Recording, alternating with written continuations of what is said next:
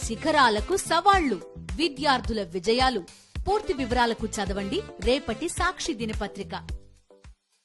ఏపీలో కూటమి పాలనలో స్టీల్ ప్లాంట్ కార్మికుల అవమానాలు ఎదుర్కొంటున్నారు. నేడు స్టీల్ ప్లాంట్ కార్మిక సంఘాల నేతలు డిప్యూటీ సీఎం పవన్ కళ్యాణ్ కలవాలనుకున్నారు, కానీ అది కుదరలేదు. అందుకు అపాయింట్మెంట్ ఇవ్వకుండా తర్వాత చూద్దాంలే అన్నారట పవన్ కళ్యాణ్. గతంలో మెడ్టెక్ జోన్కు వచ్చినప్పుడు చంద్రబాబు కార్మికులను కలవలేదు. వైఎస్ఆర్సీపీ అధినేత మాజీ సీఎం జగన్మోహన్ రెడ్డి అడిగిన వెంటనే అపాయింట్మెంట్ ఇచ్చారని కార్మికులు ప్రస్తుతం గుర్తు చేసుకుంటున్నారు. గంటన్నర పాటు జగన్ విశాఖ ఎయిర్పోర్ట్లో సమావేశం అయ్యారని కూడా వారంతా అంటున్నారు. రైట్, అప్డేట్స్ మా కరెస్పాండెంట్ నాయుడు అడిగి తెలుసుకుందాం. నాయుడు, సో నిన్నటికి నిన్న చర్చలకు పిలిచి ఢిల్లీకి పలాయమైన అధికారులు ప్రస్తుతం అపాయింట్మెంట్ ఇవ్వని ఉప ముఖ్యమంత్రి ఏం చెప్తున్నారు విశాఖ కార్మికులు?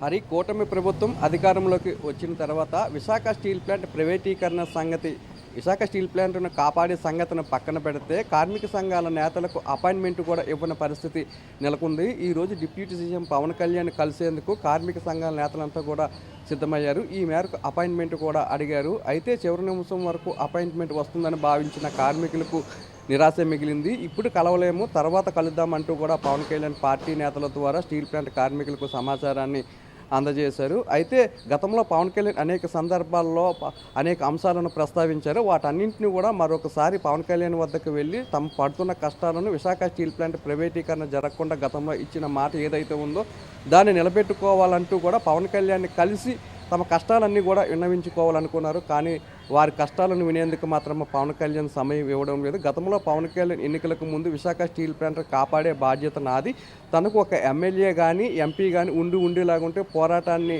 మరింత ఉధృతం చేసేవాడిని, కనీసం తనను గాజువాకలో కూడా గెలిపించలేదు, తనకు ప్రధానమంత్రి నరేంద్ర మోడీతో వ్యక్తిగత పరిచయం కూడా ఉందంటూ కూడా మాట్లాడారు. ఇప్పుడు ఎన్నికలు అయిన తర్వాత పవన్ కళ్యాణ్కు 21 మంది ఎమ్మెల్యేలతో పాటు 2 ఎంపీలు కూడా ఉన్నారు. అలాగే పెద్ద ఎత్తున కూటమికి సంబంధించిన ఎంపీలు కూడా విజయం సాధించారు. ఈ సందర్భంలో మరొకసారి పవన్ కళ్యాణ్ని కలిసి గతంలో ఏదైతే ఒక హామీ ఇచ్చారో ఆ హామీని అన్నింటినీ కూడా నిలబెట్టుకోవాలని అడగడానికి వెళ్లేందుకు కార్మికులంతా కూడా సిద్ధమైనప్పటికీ కూడా పవన్ కళ్యాణ్ వారిని కలిసేందుకు కూడా ఇష్టపడలేదు. గతంలో చంద్రబాబు నాయుడు తొలిసారిగా ముఖ్యమంత్రిగా గెలిచిన తర్వాత విశాఖపట్నం వచ్చిన సందర్భంలోనూ కూడా చంద్రబాబు నాయుడు కార్మికులను కలిసేందుకు కూడా సుముఖత చూపలేదు. దీంతో కార్మికులంతా కూడా తీవ్ర నిరాశకు గురయ్యారు. ఎన్నికలకు ముందు స్టీల్ ప్లాంట్ కాపాడుతామని హామీ ఇచ్చింది కూడా వారు ఇప్పుడు తమను కనీసం కలిసేందుకు కూడా అపాయింట్మెంట్ ఇవ్వలేదు. ఏదో నామమాత్రకంగా చంద్రబాబు నాయుడు కలిసారే తప్పితే కానీ తమ సమస్యలు ఏమాత్రం పట్టించుకోలేదని చెప్తున్నారు కార్మికులంతా. హరి రైట్